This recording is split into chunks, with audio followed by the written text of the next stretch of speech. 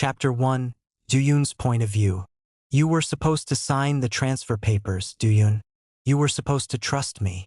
Those words do not sound like something a husband says to his spouse 20 minutes after their wedding ceremony. They sound like something a businessman says to someone who just cost him a deal.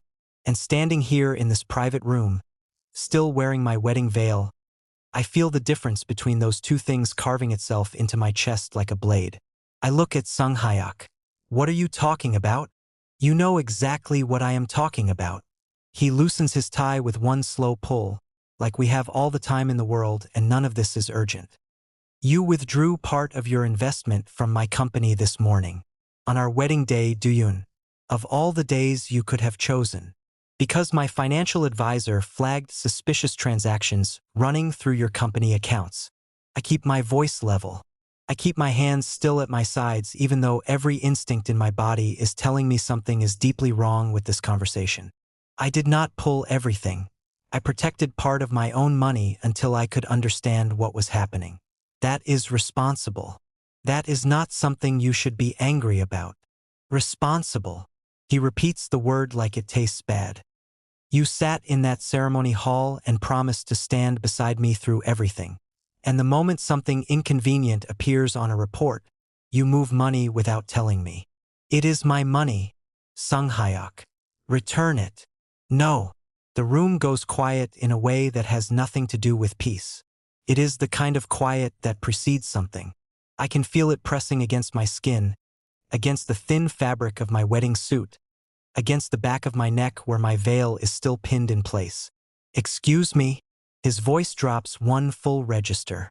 I said no. I hold his gaze. I do not look away because I know that the moment I do, he will take it as permission to keep pushing. Those are my accounts. My decision. I am not reversing a single thing until my team tells me those transactions are clean. That is final. He stares at me for a long moment, and then he smiles. It is not the smile from the ceremony. That one reached his eyes, crinkled the corners, made 400 people in that hall believe they were watching two people in love begin their life together. This smile does not reach anywhere. It sits on his mouth like something placed there deliberately, and it makes the cold feeling in my chest spread all the way down to my stomach. Do-yoon. He says my name the way you say the name of someone who is trying your patience. I have spent months building something with you. Months. I sat with you while you cried about your ex-husband. I listened to every single thing that man did wrong. I was patient with you when you were broken and angry and convinced that no one would ever choose you again. And this is what I get on our wedding day. Don't do that. I say quietly. Don't do what? Tell you the truth. Don't use what I shared with you in private as a tool right now. That is not fair and you know it. He crosses the room in 4 steps and I take one back before I can stop myself. He notices. Of course he notices. He notices everything. You want to talk about fair? His voice is still low but the edge underneath it is getting harder to miss. I gave you everything you said you needed. I was open with you. I was present. I never made you feel like a burden. I did everything your first husband refused to do. And you thank me by moving money behind my back on the day we get married. I thanked you by marrying you, I say. I thanked you by standing in front of everyone we know and choosing you. But that does not mean I hand you control of my finances. Those are two completely separate things. His hand moves so fast I do not see it coming. The slap cracks across my cheek and snaps my head to the side. I stumble. My palm flies up to my face and I press it there hard, feeling the heat exploding under my skin, feeling the sting of it radiate all the way up to my eye socket. I turn back to look at him slowly. He is already straightening his jacket, smoothing the front of it with both hands like he needs something to do with them. Look at what you made me do, he says. And the worst part, the part that turns my stomach completely over, is how calm he sounds. How practiced. You know how I get when I feel disrespected. You have always known this about me. So why do you keep pushing until we get here? Something inside me goes ice cold. Did you ever love me? The question leaves my mouth before I make the decision to ask it. But I do not pull it back. I let it sit between us in the middle of this ruined room. Was any of it real? Or was it always about getting access to my money? He does not answer. He just looks at me. And that look, that flat and empty and completely unashamed look, answers every single thing I needed to know. I move toward the door. He grabs my wrist before I take 2 steps and wrenches me backward so hard I collide with the side table. Something shatters on the marble floor. I feel the edge of the table connect with my hip and the pain shoots all the way up my side. We were declared husbands in front of 400 people. His grip on my wrist is crushing. You are not walking out of here until you call your advisor and reverse that withdrawal. Tonight. Let go of me. Make the call, Duyun. I said let go. I pull against him with everything I have. I will not give you my money. I will not give you control over anything. You can let go of me right now or I will scream this entire venue down. Something crosses his face. His free hand lifts into the air. I do not close my eyes. The door opens. Light from the hallway spills across the floor and I turn my head and the person standing in the doorway stops every single thought I have dead in its tracks. Yoon Jian-woo. His eyes move across the room the way a person reads a crime scene. Slowly, completely, they land on Sung Hyok's raised hand. They land on the broken pieces on the floor. They land on my face, on my veil, on the mark already rising along my cheekbone. And then they move to Sung Hyok and they stop there and they do not move again. I do not feel relief. I want to, but I cannot. Because the man crushing my wrist is the man who just showed me the truth about our entire relationship. And the man standing in the doorway is the man whose silence handed Sung Hyok the key to destroy me in the first place. Sung Hyok's chin lifts. He is my husband now. Whatever brought you here, this has nothing to do with you. Leave. Jian-woo does not move. He does not raise his voice. He stands perfectly still in the doorway and when he finally speaks, his voice is so quiet that it barely fills the room. But it fills every part of me. Touch him again and you're dead. Chapter 2. Duyun's point of view. Who do you think you are, walking in here like that?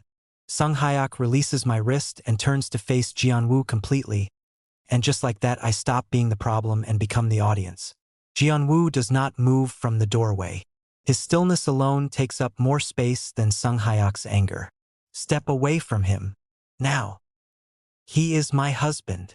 Sung Hyok straightens. We were declared married minutes ago in front of 400 people. This is a private matter. You have no business being in this room. I have every business being here when someone is getting hurt inside it. We were having a disagreement. A disagreement. Jian-woo's eyes move to the mark on my cheek, then back to Sung Hyok. Is that what you are calling it? Leave before this becomes something you cannot walk back from. You're threatening me. On his wedding day, in front of him, Duyun made his choice. He chose me over everything, including whatever you think you still are to him. What changes everything is that you put your hands on him. You don't know anything about what happened here. I know what I saw. The air between them pulls tight. Sung Hyok's jaw is locked. Jian-woo has not moved 1 inch. And I am standing between 2 powerful men in my wedding veil, being argued over like I belong to one of them. That is what finally breaks me open. Stop. My voice cuts through both of them. Both of you, right now. Duyun, Jian-woo starts. Don't. I look directly at him. At the face I spent 3 years loving. I don't need you to protect me anymore. Something moves through his expression that costs him enormously to contain. You're hurt, he says quietly. I know I am hurt. I was there. I pull the veil from my hair.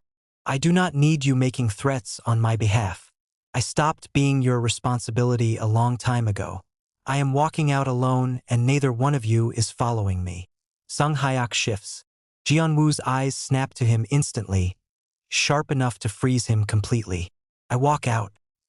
I spend the next day in a hotel room booked under a different name. Curtains closed. Phone lighting up constantly. Jian-woo messages first. Are you safe? That is all I need to know. Then, I am not asking you to talk to me. Just tell me you are okay. Please. I read every message. I answer none. Because answering Jianwoo means opening a door I sealed for a reason, and I am nowhere near ready for what is behind it. Sung Hyok's messages feel different. Raw and desperate. Please, just tell me where you are. Do-yoon, I am begging you. I cannot breathe not knowing if you are okay. I stare at his last message until the screen goes dark twice. And then against everything inside me, I type back. Hanul Hotel. Room 412. 20 minutes later, he is at my door. Eyes swollen. Shirt wrinkled. Barely holding together. Thank you for telling me where you were, he says quietly. I lean against the doorframe and wait. I know I don't deserve to be standing here. His voice breaks. I know what I did. I have been sick about it every minute since you walked out. You hit me, Sung Hyok. I know. He exhales. That has never happened before. I swear to you. Panicked. I felt you pulling away on the one day I needed you most and something in me broke. I am telling you the truth because you deserve it. Saying you panicked doesn't take the mark off my face. Do you remember the night you called me at 2 in the morning 3 weeks after your divorce? You said you felt like you were disappearing. I drove 40 minutes in the rain to sit outside your building because I could not stand the thought of you being alone. I remember. Do you remember your birthday? You said you didn't want to celebrate. So I found that dish your grandmother used to make and sat with you for 4 hours. I just wanted you to feel seen. I remember that too. I hate how much. That man is still me. I made a terrible mistake. Please do not let one moment erase everything real between us. I go back to him. For 2 weeks he is extraordinary. Notes under my coffee mug every morning. A documentary I mentioned once already queued without a word. One evening he sets up a projector and blanket on the rooftop and says, "No occasion, no reason. Just because you deserve one perfect evening." Something close to peace settles in my chest. A week later I slide my phone across the kitchen table. Transfer confirmation on the screen. 150 million won moved into our joint account. He looks at the screen, then at me. And then he pulls me toward him and kisses me like I am something he almost lost and cannot believe he still has. His hands hold my face gently, like he remembers every place he once hurt me and is choosing differently now. I kiss him back and let myself believe this is what healing feels like. 3 days later, we are on the couch when I reaches for the remote. Let's watch our wedding video, I say. Our vows fill the screen. Our rings. The moment we were declared married. I watch myself smiling beneath my veil and something quietly beautiful moves through me. Then the camera angle shifts toward the edge of the venue. Sung Hyok stands slightly apart from the crowd, speaking privately with someone. The camera drifts closer. The face comes into focus. Everything inside me stops. I know that face. I have stared at it so many times it is burned permanently into my memory. I pause the screen. I turn and look at Sung Hyok. You told me you only knew that man from the photograph I showed you while I was falling apart. My voice is quiet and steady. You saw his face in a photograph I showed you. That was supposed to be the only time you ever saw him. So why was he at our wedding, Sung Hyok? How does a stranger end up at our wedding talking to you privately? Chapter 3. Do-yoon's point of view. 4 years earlier. 4 years earlier, I walk into a business conference I almost didn't attend, and the first person I notice is someone I was never supposed to meet. He is standing near the far wall with a glass he hasn't touched.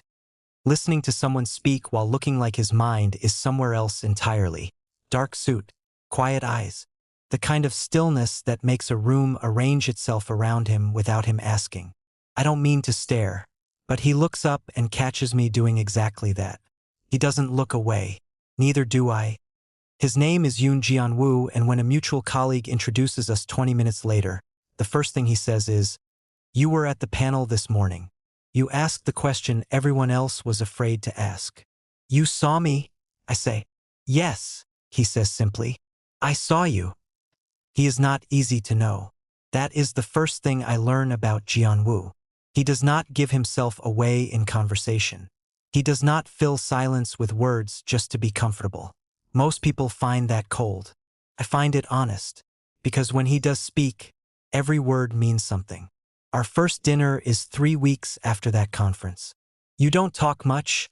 I tell him across the table. I talk when I have something to say, he answers. And right now, he looks at me for a long moment. Right now, I'm trying to figure out how someone like you ended up sitting across from someone like me. I laugh before I can stop myself. Someone like me?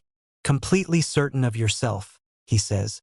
It's either very attractive or very dangerous. I haven't decided which. I decide that night that I want to know everything about this man. He shows love in ways that take time to notice. He remembers I take my coffee without sugar after hearing it once. He shows up at my office the evening of a difficult board meeting, carrying food and no explanation. When I ask how he knew, he says, "You had that meeting on your calendar 3 weeks ago. I pay attention."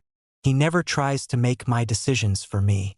He supports without controlling, and I don't realize until much later how rare that actually is. We get married on a Sunday in early spring, and I have never been more certain of anything in my life. Our first year of marriage is everything I wanted it to be. But somewhere in the second year, a distance begins growing that I cannot name at first. Jianwoo starts working longer hours. He comes home quieter. I ask what is wrong, and he says, "Nothing you need to worry about. I'm your husband." I tell him one night, "Your problems are my problems. Some problems are mine to carry," he says. "I'm not going to put that on you. That's not what I'm asking. I'm asking you to talk to me." He looks at me with something that might be exhaustion or might be love. Sometimes with Jianwoo they look exactly the same. "I'm handling it, Duyun. You're always handling it," I say quietly. "Alone. Without me." He doesn't answer. And that silence is the beginning of something I don't know how to stop. I meet Sung Hyuk at a charity event 8 months into our second year. He has nothing to do with Jianwoo or any of our problems. He is simply a man at a table who makes me laugh 3 times in the first 10 minutes and then apologizes for talking too much. "Don't apologize," I tell him. "It's refreshing. Most people find it exhausting," he says. "Most people aren't paying attention," I say. We exchange numbers. We begin meeting occasionally. He is easy to talk to in a way I have slowly stopped being able to talk to my own husband. One afternoon, without planning to, I tell him the truth. Sometimes I feel like I'm married to someone who is never completely here with me. Sung Hyuk puts down his cup and looks at me directly. "How long have you felt that way?" "Long enough that I stopped expecting it to change." "Duyun." His voice softens. "You deserve to feel like the person you love actually sees you. That is not too much to ask for." I don't say anything, but something in my chest quietly shifts. Jianwoo is still trying. I know that. He still comes home. He still reaches for my hand in the middle of the night. He still remembers every small thing about me. But there is a wall around the parts of him that are struggling, and he will not let me through it no matter how many times I knock. "Just tell me what's happening," I say one evening. "I don't need you to fix it. I just need to know." "The less you know about certain things," he says carefully, "the safer you are." I don't want to be kept safe from my own marriage, Jianwoo. He goes quiet again, and I go back to Sung Hyuk. On a Tuesday morning, I wake up to an anonymous message. No name, no explanation, just a photograph. I open it. My entire world stops breathing. Jianwoo is kissing another Omega. His hand on that person's face. His eyes closed. The image is clear and undeniable and does not leave room for any other explanation. I stare at it for a long time. I close it. I open it again. I run through every version of another explanation I can possibly imagine. Then I remember every time Jianwoo came home late without saying why. Every time he stepped out to take a phone call. Every time he said, "Some problems are mine to carry." My hands are shaking. My first thought is Sung Hyuk. I almost call him, but I stop, because this is not something I can hand to someone else. This is something I have to face myself. I grip my phone and stare at the photograph one last time. My eyes fill until the image blurs completely. Then I whisper it to the empty room. "If you're going to destroy our marriage, Jianwoo, Look me in the eyes and tell me why. I walk out to find my husband. Chapter 4. Do-yoon's point of view. I find Jian-woo in his study. He looks up the moment I walk in like he already knows. I hold up my phone and the photograph fills the screen between us. Is this picture actually true? He looks at it for a long moment. Then he looks at me. Yes. The word lands deep in my chest and just stays there. Why? My voice comes out steadier than I expect. Why, Jian-woo? Do-yoon, I need you to listen to me. This is not what it looks like. I can explain everything, but I need you to. You just told me it was true. It is true, but the reason. There is no reason. I take one step back. There is no version of this I need to hear. You kissed someone else. You confirmed it. What exactly do you think you can say after that? Please. His voice drops. Just 5 minutes. That is all I am asking. I'm sorry. He says it quietly. I am so sorry, Do-yoon. I think about every night I waited for him to let me in. Every time I asked him to talk to me and he chose silence instead. And now he wants 5 minutes to explain why he was kissing someone else. Pocket my phone. I don't need to hear it. Whatever the reason is, it is not enough. I walk out and I don't look back. The months that follow are the loneliest of my life. Sung Hyuk is simply there. He doesn't push. He doesn't ask for anything. He shows up when I forget to eat and sits with me when I cannot find words and answers every call no matter the hour. Somewhere between the grief and the quiet, something shifts. I don't plan it. I don't notice it happening until it already has. He proposes on a Tuesday evening. Just us in a quiet restaurant.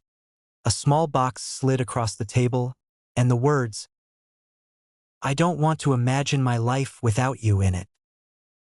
I say yes. And now I am sitting on this same couch days after our wedding, the video still frozen on the screen. Why were you talking to him? I ask quietly. That man in the video, right before the reception. I know that face, Sung Hyuk. I have stared at it in a photograph so many times it is burned into me. So why were you talking to him at our wedding? He sets the remote down. Do-yoon, don't say my name like that, like I'm already overreacting. Just answer me. He was just someone at the venue, a guest. I honestly don't even remember what we talked about. You don't remember. It was probably nothing. The man whose face was in the photograph that destroyed my marriage to Jian-woo just happened to approach you at our wedding, and you exchanged probably nothing. I turn to face him fully. And you want me to accept that. I want you to stop letting your past swallow every good thing in front of you. His voice shifts. You found one face in a video, and now you're unraveling everything because you cannot let go of a man who hurt you. This is not about letting go. This is about you lying to my face. I am not lying. Then give me a real answer. Not probably nothing. A real one. You know what your real problem is? He stands. You never fully left him. You carried Jian-woo into this marriage and into this house and into every conversation we've ever had about trust. You promised me you were different. My voice begins shaking for the first time. You looked me in the eye through every one of my worst moments and you promised me. Something crosses his face. Ugly. Unguarded. Maybe I only had to be different long enough for you to marry me. The room goes completely still. I look at him. I wait for him to take it back. He doesn't. Was any of it real? My voice cracks. The nights on the phone. The birthday dinner. The rooftop. The proposal. Was a single moment of any of it actually real? You are being. My phone rings. We both look down. Jian-woo. 1 second. That is all it takes for Sung Hyuk's face to become something I don't recognize. Why is he calling you? I don't know. What have you been telling him? I haven't spoken to him since. He rips the phone from my hand and hurls it against the wall. The screen explodes into pieces across the floor. You had no right. You are my husband. I am not your property. I step back. I am not something you own. He moves toward me and what happens next is something I will spend a long time trying to forget. I fight back. I try to reach the door. I tell him to stop. He doesn't. He keeps twisting everything until somehow I am the one who caused this. I am the one who pushed him here. He stops eventually. The room settles into a terrible quiet. My back is against the wall. My legs want to give out. I press my hands flat behind me just to stay upright. I look at the shattered phone on the floor. Then I look at him. At the man who slid a ring box across a restaurant table and told me I deserved to be loved without conditions. My eyes fill. The tears come and I let them. Every night I cried over my marriage. My voice breaks on every word. Every night I called you and handed you every broken piece of me. A tear slides down my face. And you were counting them, collecting them, figuring out exactly how to use them against me. He says nothing. You said it yourself. I am barely whispering now. You only had to pretend. I press my hand over my mouth because what wants to come out is not words. It is something deeper than words. The sound a person makes when they finally understand that the hands that held them together were the same ones tearing them apart. You only had to pretend until I married you. Chapter 5. Do-yoon's point of view. I don't argue. That is the thing that surprises even me. After everything that just happened, after all the words and the hands and the breaking, I don't have a single argument left inside me. I just stand there looking at him, and something that used to live in my chest quietly finishes dying. I look down at my left hand. The ring catches the light the way it did on our wedding day. I remember how it felt sliding onto my finger. I remember thinking it meant something permanent. I take it off. I hold it for 1 second. Then I open my fingers and let it fall. It hits the floor with a sound so small it almost doesn't exist. I look at Sung Hyuk.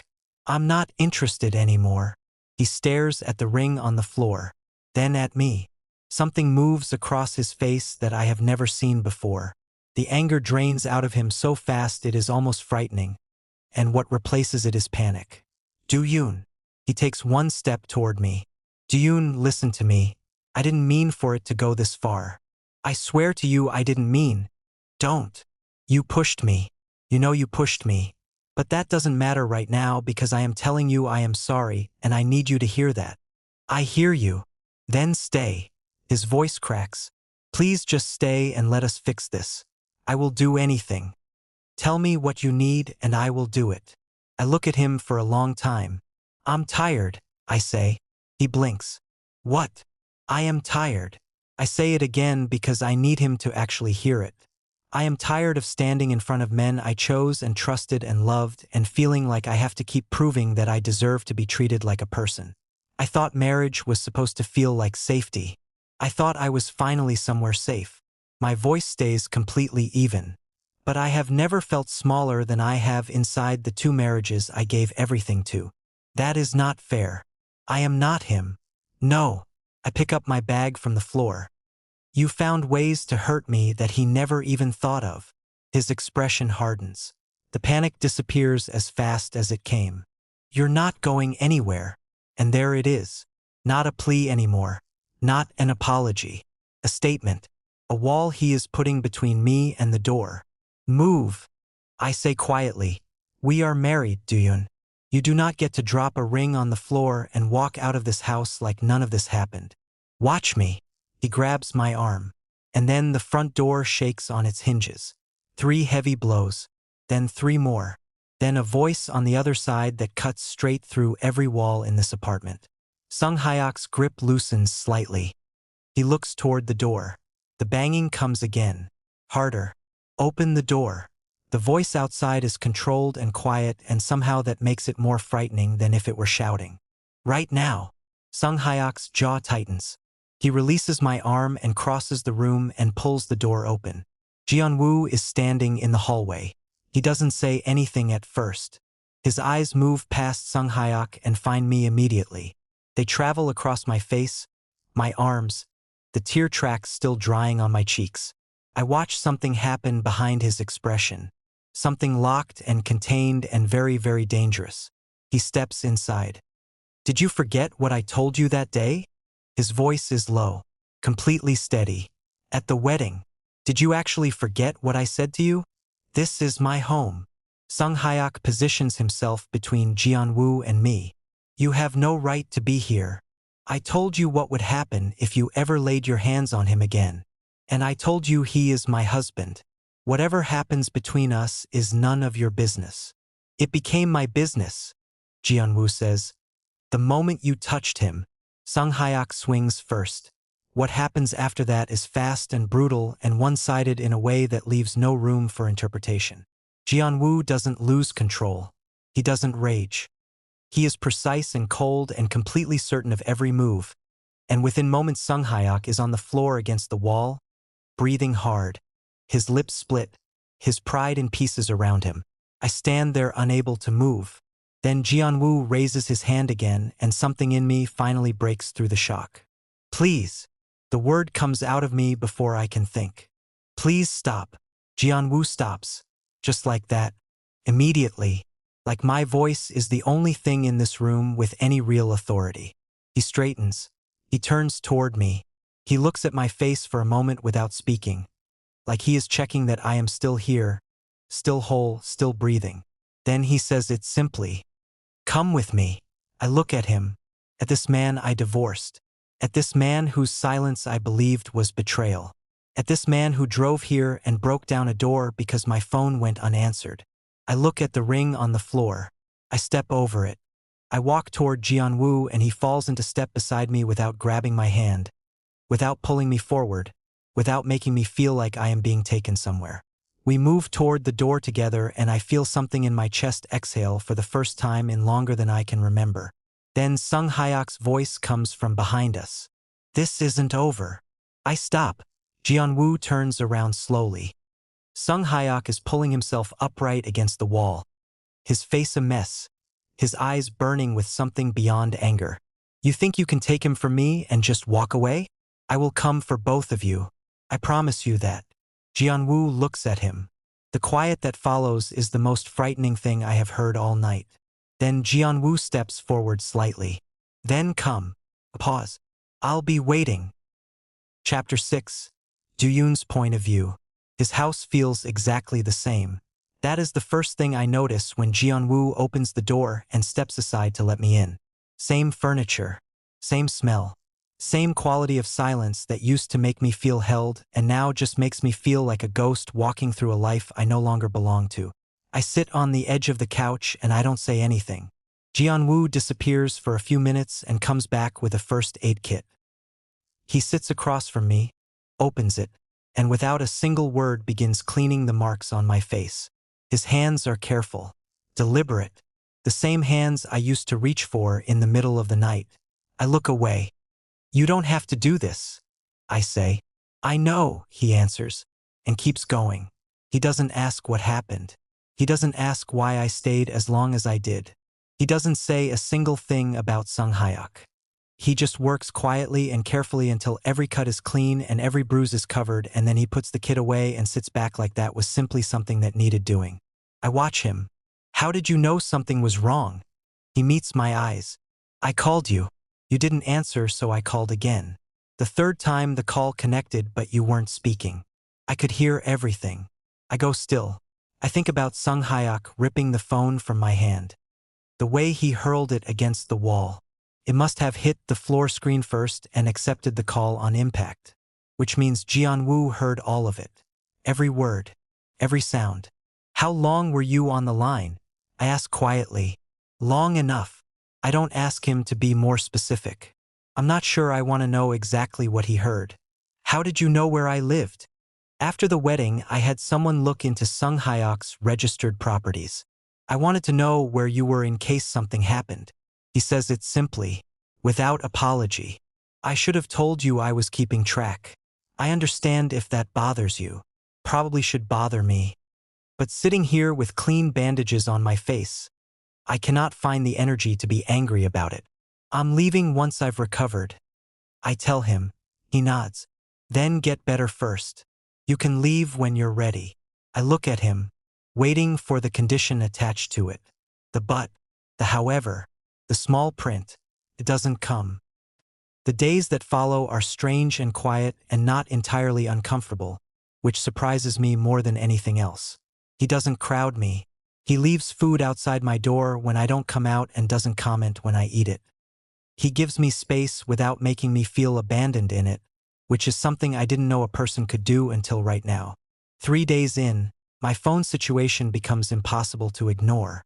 I need a new phone, I say over breakfast. I know a place, he says. Come with me. We drive across the city and he takes me to a small shop run by someone who clearly knows him well. While I'm choosing between two models, Jianwoo leans against the counter beside me and says, "You always said you hated large screens." "I still do." "Then that one." He points without hesitating. I buy the smaller one. On the way back, he stops at a place I have never been and orders 2 things without looking at the menu. Mine arrives and it is exactly what I would have chosen for myself. I look across the table at him. "You remembered," I say. He looks almost confused by the observation. Of course I remembered. Something about that simple answer sits in my chest for the rest of the afternoon. That evening we end up talking longer than either of us intends to. "You were always so far away," I say. Comes out quieter than I mean it to. "Even when you were sitting right next to me. I never knew what was happening inside you." "I know that now," he says. "Do you understand how that felt? To be married to someone and still feel completely alone?"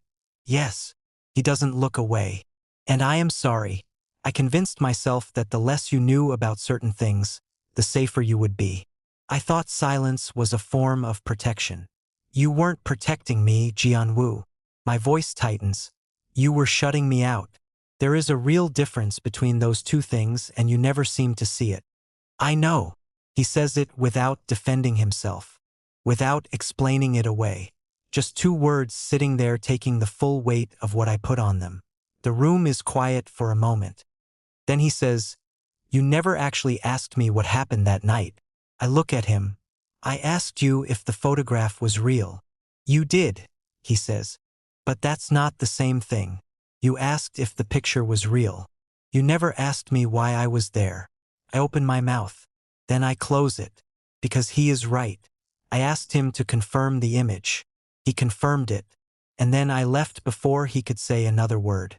I built an entire story around a photograph and I never once asked him for the chapter that explained it. "I'm not asking you to forgive me," he says carefully. "And I won't force you to hear something you're not ready for. If you want to leave in the morning and never have this conversation, I will respect that." The silence stretches between us. Part of me wants to get up right now, to protect what is left of the version of events I have been carrying for years, because at least that version makes sense. At least that version explains everything I lost. But underneath that is something older and quieter and more honest. A question I never let him answer. I look at him. "Then tell me." A pause. "Why were you kissing him?" Chapter 7. Do-yoon's point of view. He doesn't look away from me. That is the first thing I notice. Every other time I have asked Jianwoo something that truly mattered, his eyes would find somewhere else to go. The floor, the window, his hands. But right now he looks directly at me and he doesn't move and he doesn't reach for anything to hide behind. "The problems I was dealing with during our marriage," he begins slowly, "were not just business problems. There were people actively trying to destroy everything my family had spent decades building. People who had been watching my company for years, waiting for the right moment to move against us. And when they finally did, I had 2 choices. Tell you everything and make you a target, or handle it alone and keep you safe. You chose alone." "I chose you," he says quietly. "I genuinely thought I was choosing you." I look at the space between us. "I thought you were choosing to shut me out." "I know that now." He exhales. "Every late night, every phone call I stepped away to take. Every time I came home and couldn't tell you where I had been. I watched you pulling away and I kept telling myself it was temporary. That once everything was handled, I would explain it all and you would understand. But you never got there." "No." He pauses. "But I got there eventually. The situation has been resolved, Do-yoon. Every person connected to it has been dealt with. The threat to my company is gone. It just took longer than I ever expected and cost me far more than I was prepared to lose. Something about the way he says that last part makes me go still. How much more? Ask. He looks at me. You. I don't say anything to that. So the Omega in the photograph, I say after a moment. Who was he? Someone connected to the people I was investigating. He reached out to me privately and claimed he had information that could help me identify who was really behind everything. He pauses. I agreed to meet him alone because I didn't want anyone to know how close I was getting to the truth. And the kiss. We were talking. He was giving me pieces of what he claimed to know. And then, without any warning at all, he leaned in and kissed me. Jianwu's jaw tightens. I pulled back immediately. It lasted maybe 2 seconds. I didn't know anyone was watching. I didn't know anyone had a camera. I walked away from that meeting and I never saw him again. I stare at him. 2 seconds. 2 seconds. And you let me divorce you over 2 seconds. Something moves through his face. You came to me with that photograph and you asked if it was real. I said yes because it was real. The image existed. The moment happened. But before I could say another word, you were already walking away. You had already decided what it meant and what it said about us. You could have stopped me. I tried. You said 2 words and then you let me walk out of that room. Because you looked at me like you had already made up your mind. His voice drops. And I thought, if my own husband can look at me like that after all the years we built together, then maybe I failed him in ways that go far beyond one photograph. Maybe the real damage was already done long before that night. My throat tightens. So why didn't you just tell me the truth? Why didn't you say he kissed me? I pulled away. Here's what really happened. Because it would have sounded like an excuse. He looks down at his hands. I was ashamed. Not because I did something wrong, but because I allowed myself to end up in a position where something like that could happen and someone could weaponize it against us. Against you. I was so ashamed that I couldn't find the words fast enough before you were already gone. The silence that follows is long and heavy. Did you ever stop loving me? The question leaves my mouth before I can stop it. He looks at me without hesitating for even 1 second. Not for 1 day. 3 words.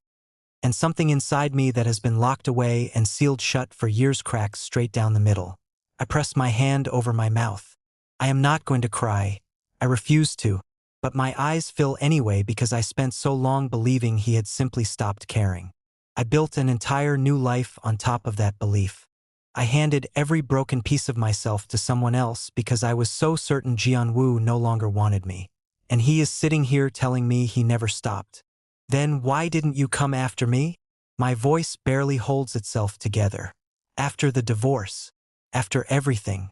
Why didn't you find me and make me listen? His expression changes. Something shifts behind his eyes that I have never seen before. Not shame. Not grief. Something that looks very close to fear. I did, he says. I go completely still. What? He looks away for just a moment. Then his eyes come back to mine. The night you left me wasn't the only reason I stayed away. My chest drops. What are you talking about? He holds my gaze, and what I see in his face right now makes every part of me go cold because Jianwu does not frighten easily, and whatever he is about to say clearly frightened him. Someone contacted me, he says, after you left, when I was already trying to find a way back to you. They made it very clear that if I came looking for you, if I tried to get close to you again. He stops. The pause itself is its own answer. What? I whisper. What would happen? He looks directly at me and does not look away. You would be the one who paid for it. Chapter 8. Sung Hyok's point of view. The room is quiet now. I stand in the middle of it and I look at the damage around me. The broken phone still scattered across the floor. The overturned side table pushed hard against the wall. And there, just a few feet from where I'm standing, Duyun's wedding ring sitting on the cold marble floor like something completely meaningless he chose to leave behind. I walk over and pick it up. I turn it over once slowly in my fingers and then I set it down on the table beside me and I feel absolutely nothing. Not guilt. Not remorse. Not even a single flicker of something that could pass for either. Nothing at all. I pull out my phone and I dial. It rings twice before he answers. Get here, I say. Now. Taejin arrives in less than 20 minutes. The moment I open the door, he steps forward like he is going to wrap his arms around me, and I put one hand flat against his chest and stop him before he gets close enough. I told you not to come to that wedding. He pulls back. Something flickers across his face. I know. You knew exactly what was at stake. You knew Doyoon had been staring at your face in a photograph for years. You knew that one sighting, one clear camera angle, one single moment of recognition was all it would take to unravel everything we carefully built together over all these months. And you showed up anyway because you felt like it. I missed you. He says it quietly, carefully, like he already knows it is entirely the wrong thing to say right now. You were marrying someone else, and I couldn't just sit somewhere alone and wait like none of it mattered to me at all. What matters, I say, is that Doyoon watched our wedding video tonight and saw your face clearly on that screen. He recognized you immediately. And now everything I spent months carefully constructing is cracking apart because you could not follow one simple instruction for one single day. Taejin looks away. I'm sorry. I don't need sorry. I need you to understand exactly what your decision actually cost us. I sit down slowly. Doyoon was right where I needed him. Completely trusting. Fully committed. He had already transferred the initial funds into my account. 150 million won. But that was just the beginning, Taejin. The plan was always to get everything. Full access. Complete financial control. His entire fortune moved into accounts we control, and then we disappear together. That was always the real end of this. He goes quiet. He was days away from signing the full transfer agreement. I continue. Days. And then you walked into that venue, spoke with me, and now Jeonwoo has taken him, and I am standing here with a fraction of what we were supposed to walk away with. So we lost. We have not lost. I look at him steadily. We have a serious problem. There is a very important difference between those two things, and you need to understand that right now. I stand up and move slowly to the window. Walk me through it, I say. What we planned. From the very beginning. Taejin exhales. I got close to Jeonwoo. Told him I had information about the threat to his company. He trusted me enough to meet me alone. I kissed him when the camera was in position. You got the photograph. You sent it to Doyoon anonymously. Doyoon believed Jeonwoo had betrayed him. He left the marriage. And then, you were there. You became everything he needed. You listened to every weakness, every fear, every wound Jeonwoo had left behind. He fell for you. He trusted you completely. You proposed. He said yes. And after the wedding, we were supposed to get the full transfer, then disappear. Together. I let that word sit between us for a long moment. Together, I repeat quietly. So explain to me again why you risked all of that simply because you missed me. He doesn't answer. I also sent Jeonwoo a warning after the divorce. I say. I told him clearly that if he came looking for Doyoon, Doyoon would be the one who paid for it. It worked. Kept him away long enough for me to get everything in place. Long enough for Doyoon to stop waiting for him and start needing me instead. I turn around slowly. Every single step of this was precise and calculated. And your one reckless moment has now put Doyoon inside Jeonwoo's house, and I cannot afford to let him stay there any longer. Taejin's jaw tightens. So what do we do now? We move before Jeonwoo gets the chance to say anything that matters. I begin pacing. I will reach out to Doyoon. Tell him I made a mistake, that I want to talk, that there is something important he needs to hear in person. And when he comes, you will be there. I look at Taejin directly. And you are going to tell him that you and Jeonwoo have been involved for years, that the photograph was real and the feelings behind it were real, that Jeonwoo never stopped choosing you. I pause. Doyoon will hear it directly from the Omega whose face already broke him once. That is not something he will be able to ignore. Taejin stares at me. You want me to tell Doyoon I am Jeonwoo's lover. I want you to make him believe it so completely that nothing Jeonwoo says afterward can undo it. I pick up Doyoon's ring from the table and turn it slowly in my fingers. Jeonwoo has already taken the first thing I needed from Doyoon. Taejin watches me. What? His trust. I set the ring back down on the table. So we are going to take away the one thing Jianwoo thinks he can use to get it back. Chapter 9, Do-yoon's point of view. I am sitting by the window when I hear Jianwoo's voice change. He is in the next room and I cannot hear the words clearly, but I can hear the tone. Controlled. Tight. The specific kind of quiet that means he is working very hard not to raise his voice. I set down my cup and I listen. It told you to stop calling me. How did you even get this number? A pause. I don't care what you have to say to him. You are not going to. Another pause. Longer this time. Don't call this number again. The call ends. Then the phone rings again almost immediately. I hear Jianwoo exhale. He doesn't answer. It rings out. Then it starts again. Then again after that. On the fourth call he picks up and I can hear the edge in his voice clearly even through the wall. I told you not to. I push the door open. Jianwoo looks up at me. His jaw is set and his eyes are doing that thing where they are completely still but everything behind them is moving fast. He starts to lower the phone. Who is it? Ask. He doesn't answer and that is answer enough. I cross the room and hold out my hand. He looks at me for a long moment. Then he places the phone in my palm. I put it to my ear. What do you want? The voice on the other end is quiet. Careful. Nothing like the man who grabbed my wrist and smashed my phone against a wall. Do-yoon. He exhales. Thank you for picking up. Say what you need to say. I need to see you. In person. There are things I should have said a long time ago, and I need you to hear them from me directly. A pause. I'm not asking you to come back. I'm not asking for anything except one chance to explain. That's all. I look at Jianwoo standing across the room with his arms crossed and his eyes fixed on my face. I'll think about it, I say. Do-yoon. I end the call. I go. Jianwoo tells me he is coming with me and I tell him it isn't necessary and he tells me he doesn't trust Sung Hyuk anywhere near me and we go back and forth until I finally agree that he can drive me there and wait in the car. He doesn't look happy but he accepts it because it is the only option I am giving him. He parks across the street. Before I get out he says, if anything feels wrong you call me immediately. I know.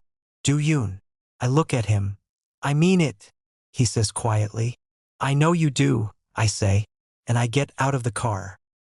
Sung Hyuk is already inside when I arrive. He stands the moment he sees me and something moves across his face that looks almost like relief. Thank you for coming, he says. I sit down. I don't respond to that. He sits across from me and begins talking. He apologizes. He says he has been sick about everything. He says he knows there are no words that can undo what happened.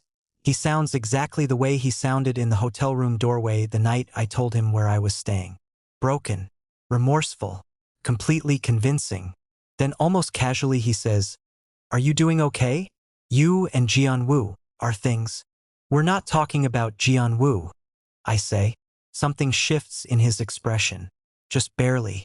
Of course. I just wanted to make sure you weren't alone through all of this. I said we're not talking about him. He nods. But I catch the small thing that happens at the corner of his mouth before he looks down. Something between relief and calculation that he almost manages to hide in time. I have something for you, he says. He reaches into the folder beside him and slides documents across the table. I look down. Transfer reversal papers. The 150 million won I sent him during our marriage formally returned. Everything signed and dated and arranged perfectly. He is quiet for a moment before he speaks, like the words are costing him something. I have been sitting with this every day since you left. His voice drops low. I kept telling myself I earned it, that everything I gave up to be what you needed meant it was fair. He exhales. But every time I looked at those documents, I saw your face the night everything fell apart. And I realized there is no version of this where I deserve to keep something you trusted me with. He slides the papers closer to me. I don't want your money. His jaw tightens like he is holding something back. I never should have taken it. I look at the papers. Then I look at him. Is that everything? Ask. Almost. He pauses. Actually, there's someone else I want you to hear from. He looks toward the door. It opens. and Kang Taejin walks in. The moment I see his face, I am on my feet. I know that face. I have known that face for years. From a photograph. From a wedding video. From every moment that changed the direction of my entire life. What is he doing here? My voice comes out completely flat. Taejin holds up his hands. Jiyun, please. I know how this looks. But I came here because there are things you deserve to know. About me and Jian. Don't. He stops. Tell him, Sung Hyuk says. Tell him what you told me. He deserves the truth. Taejin opens his mouth again. Jian-woo and I have been. I said don't. I look at him directly. I already know enough. Taejin blinks. You don't understand. If you just let me explain what really happened. Do you really think, I say slowly, that I am that stupid? The room goes completely silent. Sung Hyuk is very still. Taejin is staring at me like I just said something in a language he doesn't speak. Neither of them moves. Neither says a word. I look between them. I take my time. I let them both sit inside the quiet for as long as I want. Then I say it. You both keep acting like I'm the only person in this room who doesn't know what's going on. Sung Hyuk's face changes. I take one step closer. So tell me something. A pause. What exactly did you two think I didn't know? Chapter 10. Dooyoon's point of view. Neither of them answers me. That silence tells me everything I need to know. I look between them and I feel the last thread of patience I came here with snap cleanly in two. Stop lying to me, I say. Both of you. Sung Hyuk moves first. He steps toward me and his voice drops into something careful and deliberate. Dooyoon, I know you don't want to hear from me right now, but please just listen to Taejin. He came here because I begged him to. He and Jian-woo have been involved for a long time. They are lovers. Taejin is here to tell you himself. Just listen to him. That is all I am asking. I look at Taejin standing across the room. Then I look back at Sung Hyuk. You brought him here, I say slowly. You arranged this entire meeting. You sat across from me and returned my money and performed remorse, and now you are telling me this man is Jian-woo's lover. I let that sit for one moment. And you want me to believe that? It is the truth. No. I pick up my bag. You are telling me whatever you think will keep me in this room. And I am done. I turn toward the door. Something breaks open in Sung Hyuk behind me. Please. His voice loses every layer of control it had. Dooyoon, please don't walk out. I love you. I know I made mistakes, but I love you, and everything I did was because I couldn't stand the thought of losing you. Taejin was sent by Jian-woo. He showed up at our wedding to destroy us, and I have been trying to protect you from that. Please just stay and listen to me. I love you. I have always loved you. The room goes very quiet. Then Taejin laughs. It is not a warm sound. It is the sound something makes when it has been holding itself together for too long and finally gives up. You love him. Taejin says it like he is tasting something terrible. You love him. Sung Hyuk turns. Taejin, you just stood there and told him you love him. His voice is shaking. Not with sadness. With something older and uglier than sadness. You told him you have always loved him. While I am standing right here.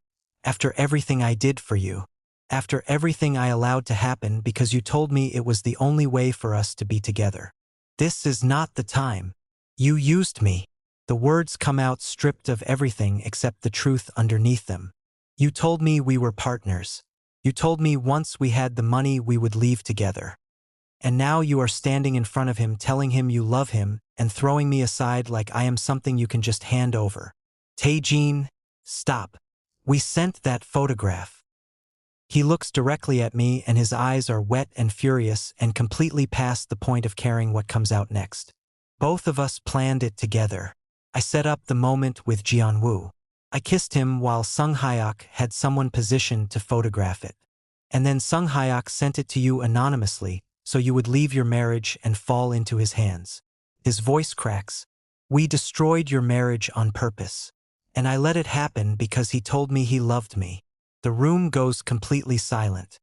I stand very still and let every word settle into me. I knew pieces of it. Jianwu had told me enough. But hearing it said out loud by the person who sat across from my husband and let himself be used as a weapon does something to me that simply knowing it never could. My eyes fill.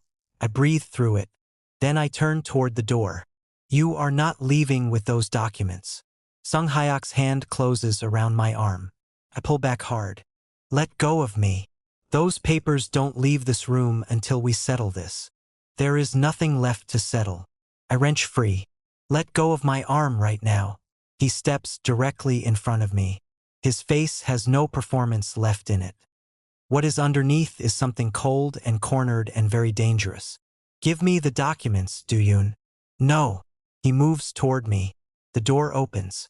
I turn. Jianwu is standing in the doorway, and he is not alone.